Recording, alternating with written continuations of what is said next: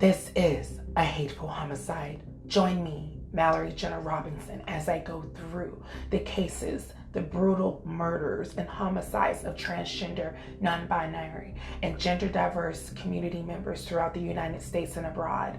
This is a hateful homicide.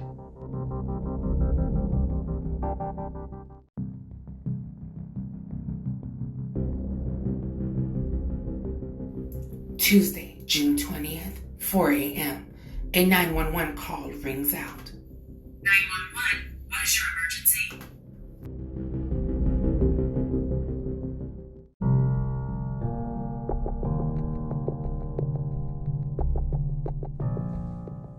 The sky was unusually bright that night, the air humid, and even described as sultry, embracing the moonlight sky.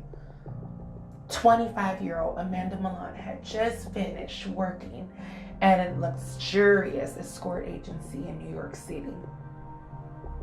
She stops over into Times Square to join an early morning coffee group of other trans women who sometimes gathered at the McDonald's on 8th Avenue and 43rd Street to talk about their days and even their futures. Amanda Milan, born October 14th, 1974, described as a tall, black trans woman with long black hair that would often mask her beautiful facial features. She had a welcoming smile, and she was known for her famous ruby red glossy lipstick. And oftentimes described by her peers, she would what we would consider in the trans community, as I am a black trans woman as well, we would describe this as being passable, and being able to be passable as a cisgender woman. A cisgender person is someone who is born, they're assigned sex at birth, and then they still continue to identify as that same sex even in their later years. For transgender individuals like myself and Milan, we're typically assigned one sex at birth, but then begin to identify as the opposite of that sex, and therefore we are considered transgender. But around the Port Authority, one of the police agencies in the New York Chelsea district, people recognize these girls, quote unquote, who would often hang out around the Duane Reade drugstore at that time. Amanda was someone as a celebrity in that circle. She was very well liked. She had been in the New York community for a few years, and so she was definitely well received by the New York community. Amanda kisses her friends goodbye at around 4 a.m. again on June 20th, 2000. This is between the cross sections of 8th Avenue. Amanda's hoping to catch a cab in front of the bus terminal. Her friends watch as she leaves, and continues to watch as a man approaches her. This man, a black man from the Bronx, 20-year-old Dwayne McCullough. He had been standing on the street corner for at least an hour, witnesses said. Some people believe maybe his plans for the night had fallen through. Maybe he was just out bored.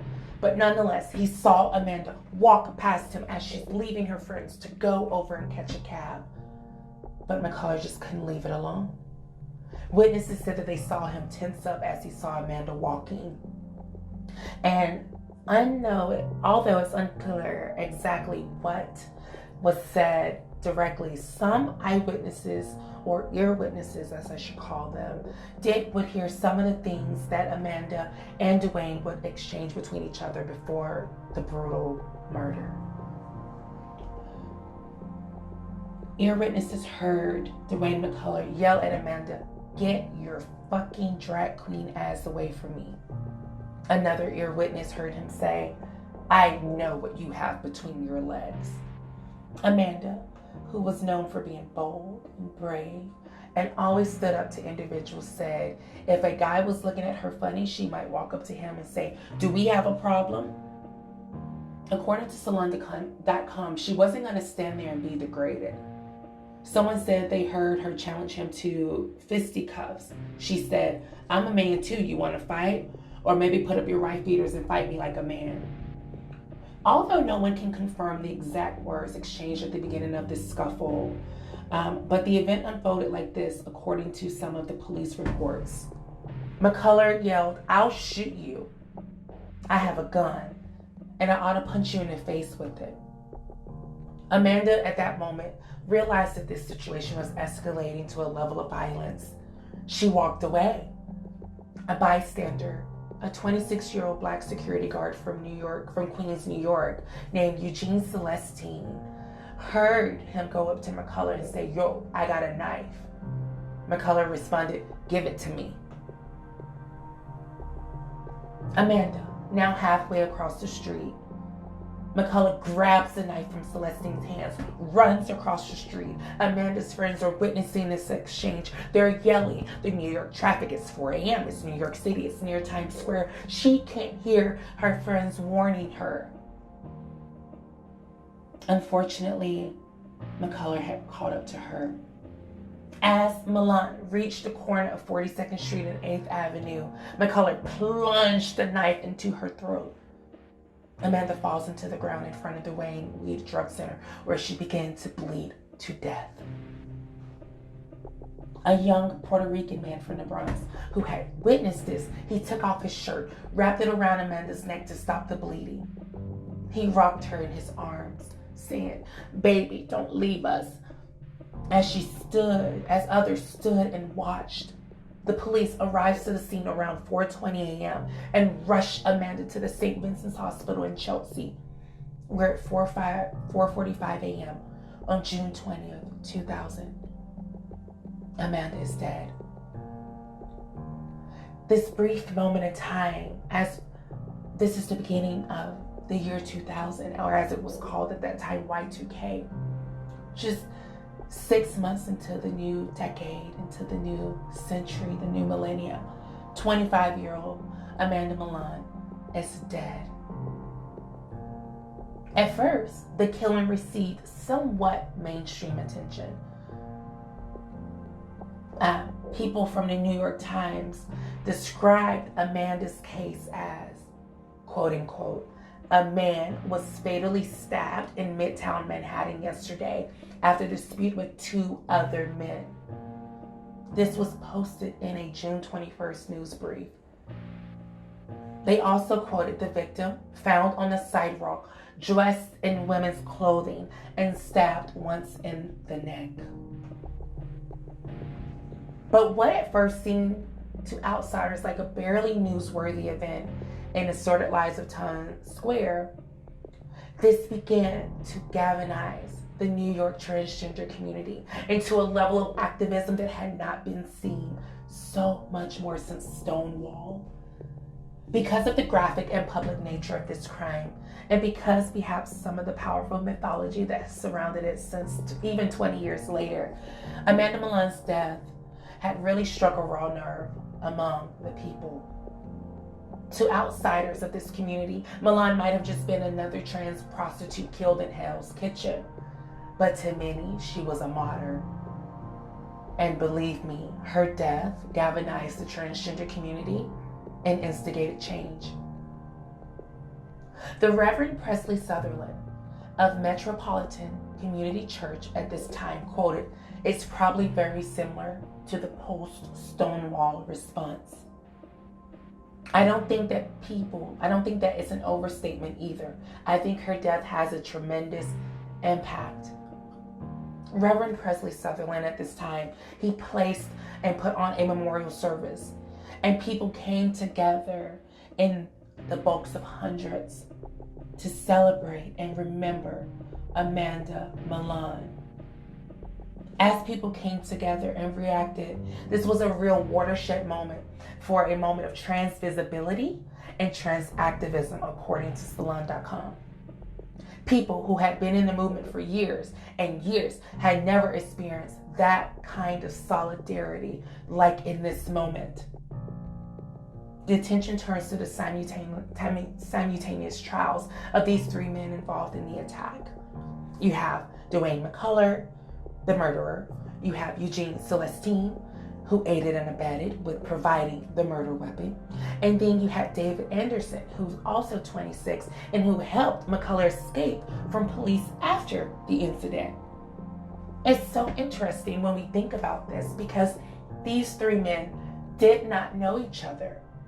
But in this fateful moment, They all came together, or should I say in this hateful moment, they all came together to really hurt Amanda Milan. So let's take some time in this moment to know a little bit more about Amanda Milan before we go into the events following her murder, the trials, and the overall convictions. Amanda Milan was 25 when she was killed. Born in 1974, she was born Damon Lee Dyer and grew up in Chicago, Illinois, in its South Side area. In 1983, at the age of 8, she came out to her family and even to her friends as being transgender. I myself initially came out at the age of 5, and I can totally relate to Amanda in this case, where you know who you are at such an early age, even though the time isn't ready for it, but you still know who you are. And the way she was brave to stand in her truth and own who she was at such an early age, it just again shows you the type of person that Amanda Milan was. Amanda ultimately moved to New York after her time in Chicago, probably around the age of 19, according to some witnesses, or some family members, who knew her. Within the several years of her living in New York, she lived in an apartment at Central Park West and 103rd Street with her Pomeranian, a dog named Ashley. She also traveled quite a bit. She traveled to places like Paris, London, and even Milan, which is the last thing that she would take because that was described by others her favorite place to travel. She did work as a high-class sex worker, and she was very proud of that. You know, they would be considered as models at this time because she went through a high-class agency, and she was known for being fashionable and beautiful.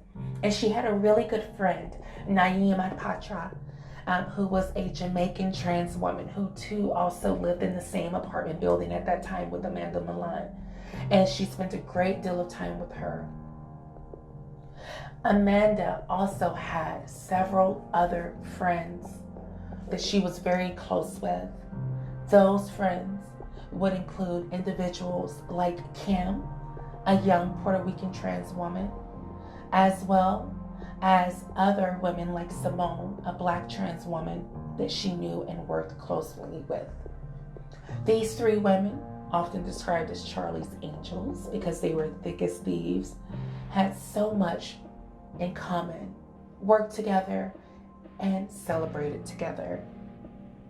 But as so in life, all 3, these 3 best friends, would meet the same fate through a hateful homicide. The first of these 3 friends to be murdered was Kim, described as a 24-year-old young Puerto Rican trans woman. She, worked at an agency called Show World. She had went to England and then to Australia, Kim, where she was found at the bottom of a cliff, her body mangled. The medical examiner identified the body by the serial number on her breast implants, said Naima Patra, a friend of all 3 of the ladies whom were murdered. Kim died on January 14th, 1999 in Australia at just the age of 24. Amanda and Simone were devastated. They all had been so close throughout the early and mid-90s. And to know that Kim was dead, this was devastating. After this, Simone and Amanda remained close. But Simone decided to go off to San Francisco, another liberal city in the state of California. And she decided to go there with her boyfriend. Simone, described as a beautiful 22-year-old black trans woman, had left the city of New York within a month or so after Kim had been found murdered in Australia. And 6 months later, Simone was murdered. It was August 4th, 1999, Simone was found at the bottom of a fifth-story apartment building, dead. It's still unclear as to how both Kim and Simone met their fates. Were they pushed? Did they jump? But within the community, we strongly believe that these two women were murdered due to the fact of who they were, how they stood in their truth so bravely, the timing and the circumstances. Their cases still remain unsolved to this day. So by August of 1999, Amanda was left all alone. Her two best friends, who she had kicked off the year 1999 into, both had been gone in such a short period of time. Amanda was devastated. But Naima Patra, her good friend who lived in the same apartment building as her, said that after these deaths that she and Amanda would go walking through Central Park West. They would wander around and talk about things like what their lives would have been like if they would have remained cisgendered men. They wondered if they would have been able to fit in, even get some form of quote unquote respectable work, and ideally be accepted as normal. But of course, the type of women that both Amanda and Naima are and were, they knew that approach would never sit well with them. According to Naima Petra, on one of these walks, Amanda had a philosophy, and it was, and emulate yourself for mental slavery. Stand up and be who you are, and play that role boldly.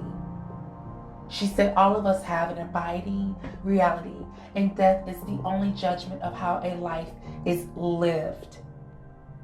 She believed there is no justification in living a life of lies if deep down in your heart you know who you are. So, following the death of Amanda, we're going into, her murder was on Tuesday, June 20th, 2000 at 4:45 a.m. We're going to fast forward to that same week into that Saturday, where a group of transgender individuals all come together and they go to the Metropolitan Community Church, where Reverend Presley Sutherland hosts a group for gender diverse community members. Reverend Sutherland can remember people coming in looking so sad, how they could barely raise their heads, how they could barely look at each other. Some came in angry, saying that they just had been catcalled and propositioned in the street on the way to the church. A few latecomers arrived with lists of political issues they wanted to address. There was a coordinator for this group event, founded and coordinated by Jamie Hunter. She asked the group to read several poems aloud to really get outsiders of the community, members who are not of the trans experience, to really hear and understand the pain and the anguish that we as trans people face on a day-to-day, hour-to-hour, minute-to-minute basis. The group talked about how gender diverse people, all types of ages, should be respected and even revered. As the meeting progressed, Hunter passed around a black binder. The binder inside contained 16 white pages. These white pages contained a list of names of fallen and slain trans individuals who too had met their ending by a hateful homicide. These white pages are notated in black ink, and it listed names such as Terry Ladwick, who was strangled to death in December of 1994, Tasha Dunn, who was bludgeoned to death in October of 1990, Nikki Spring, who was thrown off of a roof in 1976, Grace Candace Baxter, choked to death in 1992, Marsha P. Johnson, drowned in July of 1992. Maxwell Confair burned alive in 1972. Some people read through it, recognizing some of the names of people that they knew as friends, allies, and others who were really near and dear to them. Some of these outsiders of the community who were there for this event would just flip through the pages with expressionless and dull eyes, according to some eyewitnesses. But nonetheless, the day of being silent, that was over. The transgender community, through the media and popular culture with movies like Boys Don't Cry, in which Hilary Swank won Best Actress Oscar for her portrayal of trans man Brandon Tina. His murder occurred in 1993 in Nebraska. Nonetheless, 3 weeks prior to Amanda Milan's murder, there had been some legislative change beginning to happen. People had started to put into place these legal, legislative changes, and we're going to talk more about that in just a moment. But I want to circle back to the crowd that gathered for Amanda. 300 people descended on the Metropolitan Community Church. This was one of the few LGBTQ churches on the West 36th Street. They attended her memorial service. Who assisted in this and led the service prominently was the Reverend Pat Baumgartner. This was a collective effort which had a moment of emotional remembrance.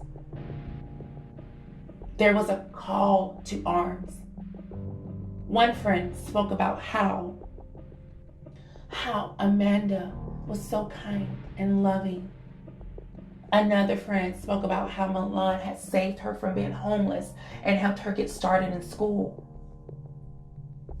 Octavia St. Laurent, who is known for the 1991 documentary Paris is Burning that focused on the New York drag queen scene, eulogized her friend, demanding that the audience not allow her death to go unnoticed. After the service, others joined the congregation for a march to the site of Milan's death at 42nd Street and 8th Avenue. There, you could find a shrine of flowers, photographs, and poems, all celebrating and loving on Amanda. Although Amanda Milan's death did not have the national impact of the murders, such as Matthew Shepard, who was murdered in 1998 in Wyoming, he identified as a cis gay man, or even Brandon Tina, who identified as a trans heterosexual man. Even though her murder did not garner that national impact, the murder had become a regional rallying for attention and memorialization. The memorial service attracted the attention of both the gay press and even that of the New York Times. In response to the publicity and outpouring of concern, the LGBT community and their services centers in the downtown Manhattan area hosted a downtown hall meeting focused on violence against transgender people. Over 200 people crowded in the center on September 28, 2000. This meeting was called Violence and Survival. Transgender people tell their stories. Peter Ryder, a legislative aide to Manhattan City Councilwoman Christine Quinn at that time, he handled transgender issues. He was in attendance of this meeting on September 28. And he left feeling that Milan's death had led to a change. At the town hall, people had time to translate the initial shock and grieving about her death into the larger picture of the experiences of trans people, he said. Then, just a couple of months later, at the end of November, members of the New York Association for Gender Rights Advocacy organized a forum on hate crimes at Judson Memorial Church in Greenwich Village. At the beginning of the event, the 50 or so attendees were asked to observe a moment of prayer for 17 transgender people who were killed in the past 12 months. We have later acknowledged this day as Transgender Day of Remembrance. It is still held every year in November. During this discussion, there was a focus on amending a state hate crime law that was passed in New York City in July of that year to include gender as one of the protected categories. Many other states have already included gender in their hate crimes legislation. According to the Anti-Defamation League, which was a Jewish organization that monitors hate crimes, only 7 of the 31 states that had hate crime statutes in 1990 included gender as a protected category. As of now, in 2000 at that time, 19 of the 41 statutes added penalties to sentences in cases where the victims were chosen because of their gender. A similar fight is taking place on a municipal level in New York, where 6 members of the city council have sponsored a bill that will provide gender diverse people with the legal means to fight discrimination in terms of employment, housing, and other city supportive services. Gender, as defined by the bill, shall include actual or perceived sex and shall also include a person's gender identity, self-image, appearance, behavior, or expression, whether or not that gender identity, self-image, appearance, behavior, or expression is different from that traditionally associated with the legal sex assigned to that person at birth. If the bill is enacted, New York at that time would become the 27th jurisdiction in the United States to adopt such a statute. Although the measure was introduced about 3 weeks before Milan was murdered, her death and activism and the publicity that it generated had begun to bring a new sense of urgency to getting this measure passed. Ryder, who had helped draft this bill, said that one of the last stumbling blocks is convincing other council members that such protections are needed. I think the really positive thing that emerged from her death was a refreshed sense of activism in the community, he quoted. It has become a rallying cry. Their show of solidarity and strength has also provided hope, he concludes. The director of community organizing for the New York City Gay and Lesbian Anti-Violence Project, Clarence Patton, he monitors bias attacks, said murders of transgender people are nothing new. According to the statistics he provided at that time, which the police did not confirm, there have been at least 7 unsolved murders of transgender people in New York since 1992, including that of Marsha P. Johnson, who was one of the leading causes of the Stonewall movement of 1969. This case garnered so much attention within the trans community, especially for leaders who were still initially part of that Stonewall movement, such as Sylvia Rivera. She too advocated and spoke up about Milan's case. She was also a dear and near friend of Marsha P. Johnson. Often the bodies of murdered trans women are discovered in dumpsters, hotel rooms, or by the Chelsea piers.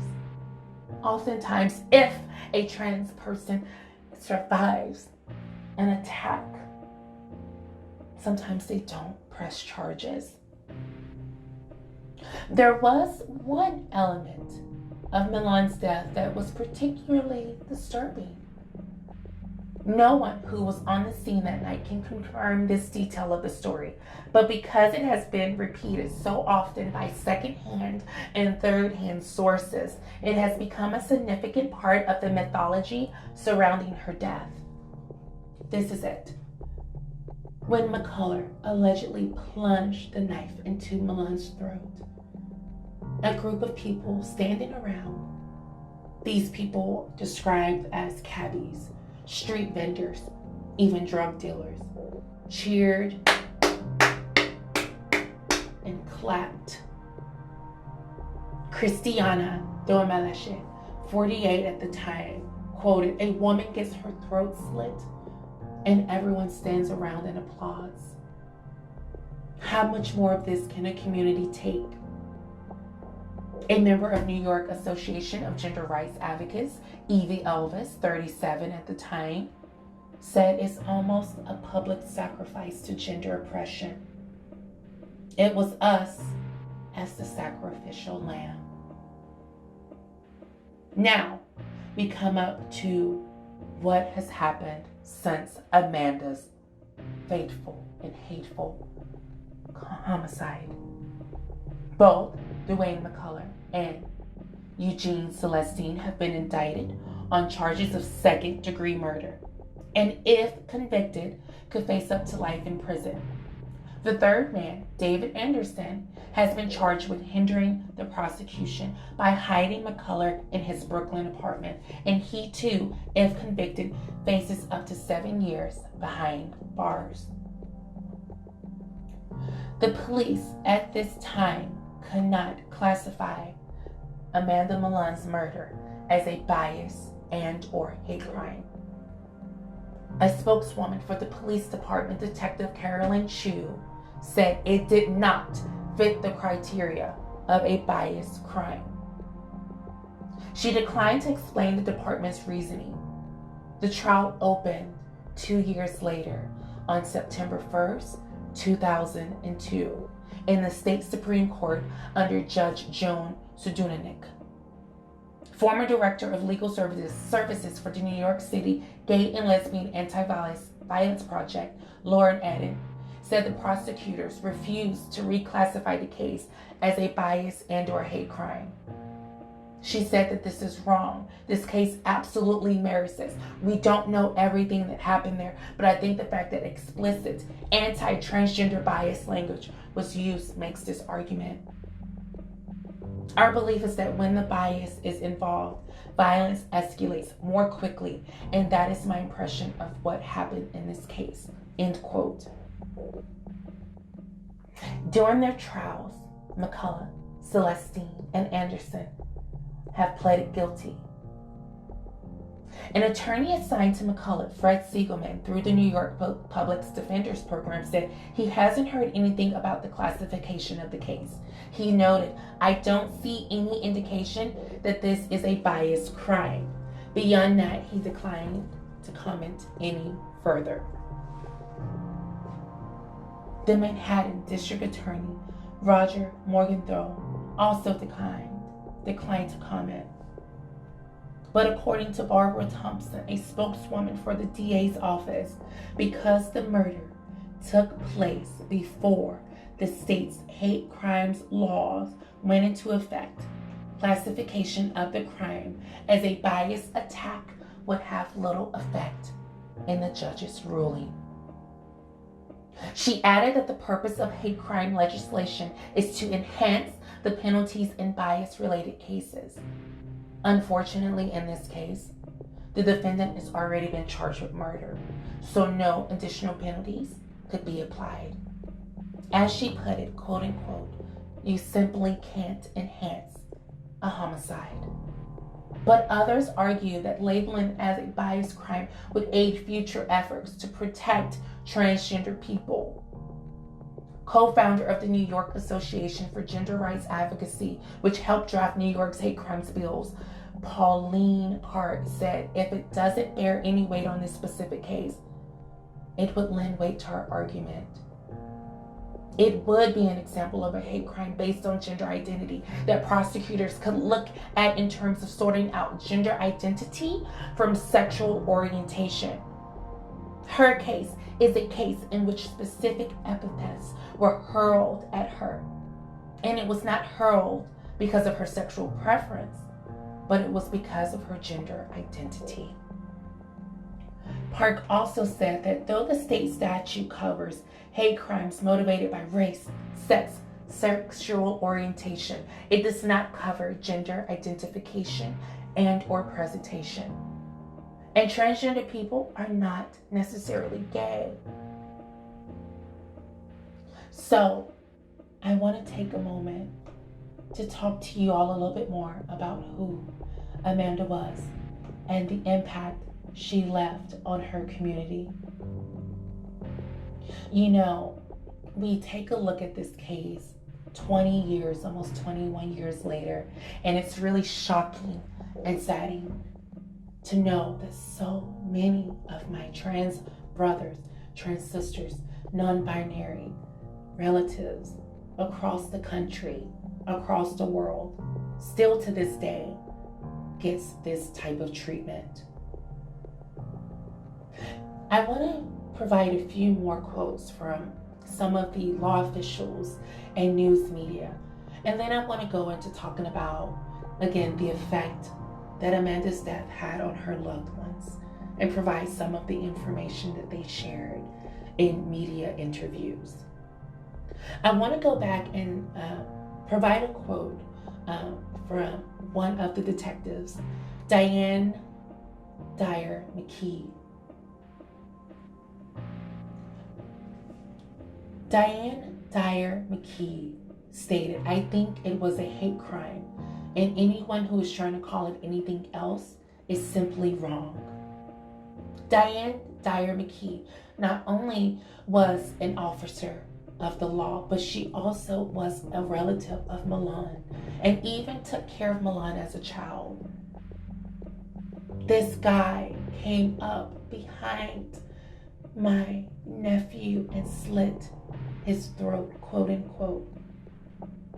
A police spokesman, Detective John Giammarino, said it was from a dispute, not a biased crime, and he refused to further comment on the case. Around 2002, March of that year, Governor George E. Pataki signed a bill that imposes sterner sentences on criminals who go after their victims based on race, religion, sexual orientation, or age. But there's still more work to be done when adding it to our transgender community. Milan's cousin, Tamika L. Clark, 25 at the time, did an interview with the New York Times. They came to her home in the south side of Chicago, where her and other relatives of Milan said that they were very grateful for the support that she had received when she went to New York to get Milan's body and bring it back to Chicago for burial. To know that someone has been taken away because of the way of life is not going to sit well with any of us. She quoted, "He was perfectly healthy, and to just be taken away like that, it was devastating to us. But it is a comfort for us to know that this is not going unnoticed." So, as we conclude the first episode of A Hateful Homicide, I wanted to provide a final quote from Amanda Milan's mother. Her mother quoted, "Damon was my child for 25 years. I knew my child was different and unique, and I was so proud of them for who they chose to be.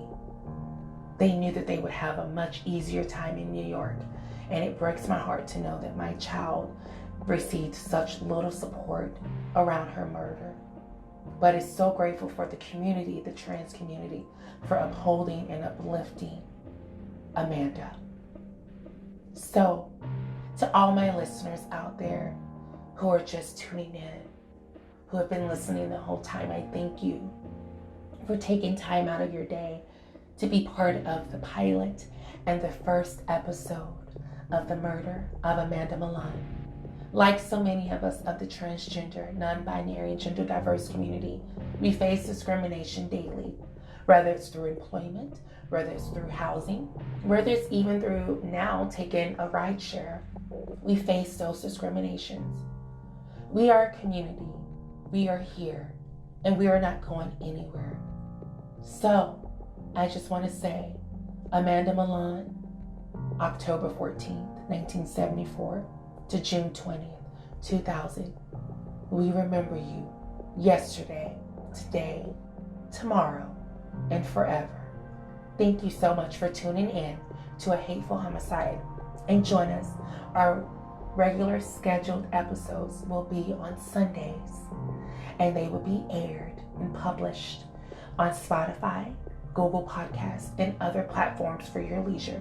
Please share and follow me on Instagram at Mallory, Mallery, Jenna, Jenna 90. If there's a case that you know that you would love for me to share, please reach out to me. I'm always open to more feedback. There are plenty of cases to cover, and we have much more work to be done. But I firmly believe that through this podcast that we can have unity and community. So let's continue to make good history. Thank you and good day.